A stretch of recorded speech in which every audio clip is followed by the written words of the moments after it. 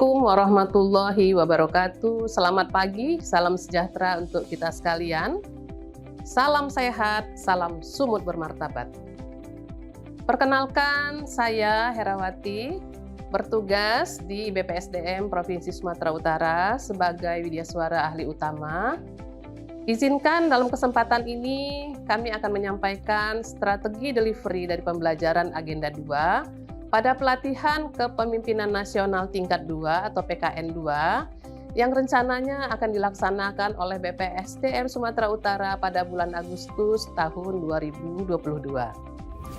Yang menjadi dasar hukum pelaksanaan PKN 2 adalah yang pertama, Perlan nomor 5 tahun 2002 tentang penyelenggaraan pelatihan struktural kepemimpinan. Yang kedua, Keplan nomor 374 garing 1 garing PDP titik 07 garing 2002 tentang kurikulum pelatihan struktural kepemimpinan.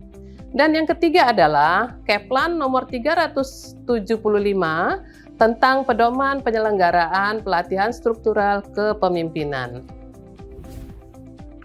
Tujuan daripada PKN 2 sesuai dengan Perlan nomor 5 tahun 2022 adalah untuk mengembangkan kompetensi peserta dalam rangka memenuhi standar kompetensi manajerial, jabatan struktural pimpinan tinggi ataupun JPT Pratama.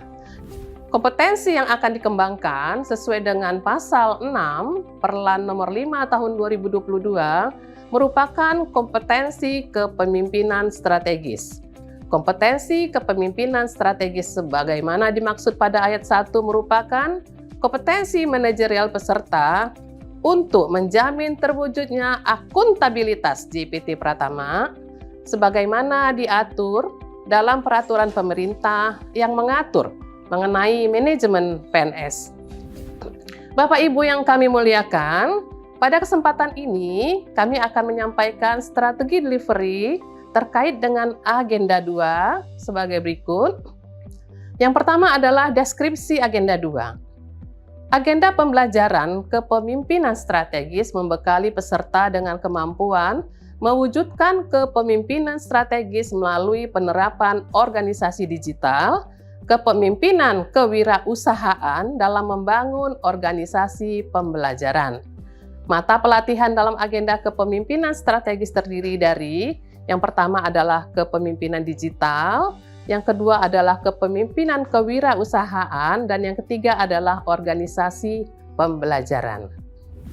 Yang kedua, arah dan fokus pembelajaran Agenda 2 yaitu diarahkan untuk mendalami bagaimana seorang pemimpin strategis mempraktekkan kepemimpinan strategis melalui penerapan organisasi yang adaptif dan kepemimpinan kewirausahaan dalam membangun organisasi pembelajar dengan mengoptimalkan perkembangan teknologi digital. Bapak Ibu sekalian, mari kita lihat rincian pokok bahasan materi pembelajaran Agenda 2 sebagai berikut. Yang pertama adalah kepemimpinan digital dengan 3 materi pokok. Yang pertama adalah transformasi teknologi informasi organisasi berbasis digital. Yang kedua adalah inovasi teknologi dalam pelaksanaan tugas. Dan yang ketiga adalah transformasi organisasi berbasis digital. Deskripsi, mata pelatihan ini membekali peserta dengan pemahaman tentang perkembangan teknologi, komunikasi, dan informasi, dan melakukan transformasi organisasi berbasis digital. Hasil belajar yang diharapkan adalah, setelah mengikuti pembelajaran ini, peserta mampu menjelaskan perkembangan teknologi komunikasi dan informasi, dan melakukan transformasi organisasi berbasis digital. Indikator hasil yang diharapkan bahwa peserta mampu mengeksplorasi perkembangan teknologi digital dan dampaknya terhadap organisasi dan mampu mengembangkan peran dan fungsinya sebagai pejabat JPT Pratama. Yang kedua adalah kepemimpinan kewirausahaan. Ada 2 materi utama. Yang pertama adalah konsep kepemimpinan kewirausahaan dan yang kedua adalah praktek kepemimpinan kewirausahaan.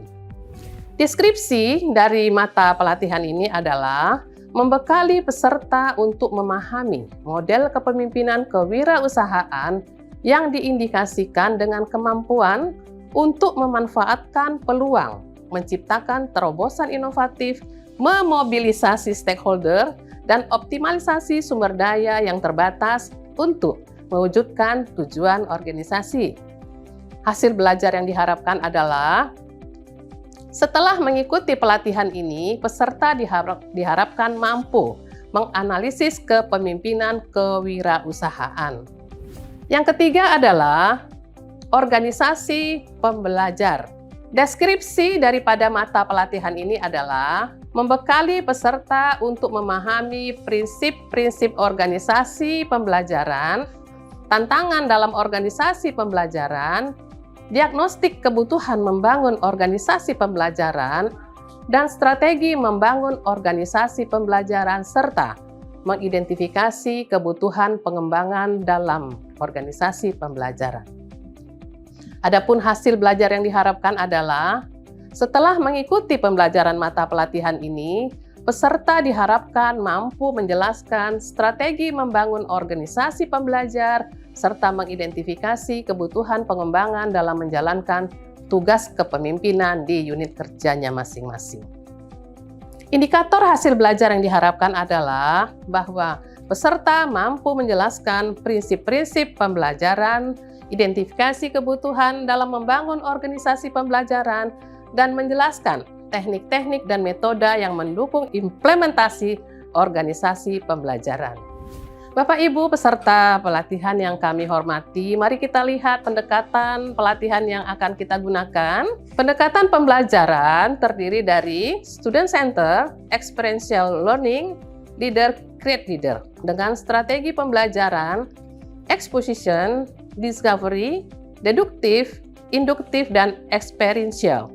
Dengan metode pembelajaran, ceramah, diskusi, simulasi, studi kasus, dan lain-lain sebagainya. Bapak Ibu yang kami muliakan, mari kita melihat inilah learning journey dari agenda 2, sebagaimana pada jadwal berikut ini. Kita melihat bahwa pada hari ke-7 sudah dilakukan pembelajaran secara mandiri. Ada 6 JP pada pembelajaran mandiri yang merupakan pendalaman materi. Kemudian ada 2 JP pada pembelajaran materi yang intinya peserta akan membuat esai. Kemudian pada hari ke-14, 15, dan 16, peserta akan mengikuti pembelajaran secara sinkronus dan asinkronus. Pada hari ke-14, sinkronus selama 4 JP dengan asinkronusnya 5 JP. Hari ke-15 sama dengan hari ke-14, dan hari ke-16 pembelajaran sinkronus sebanyak 3 JP dan asinkronus sebanyak 4 JP. Pembelajaran klasikal dilakukan pada hari ke-37 selama 2 JP.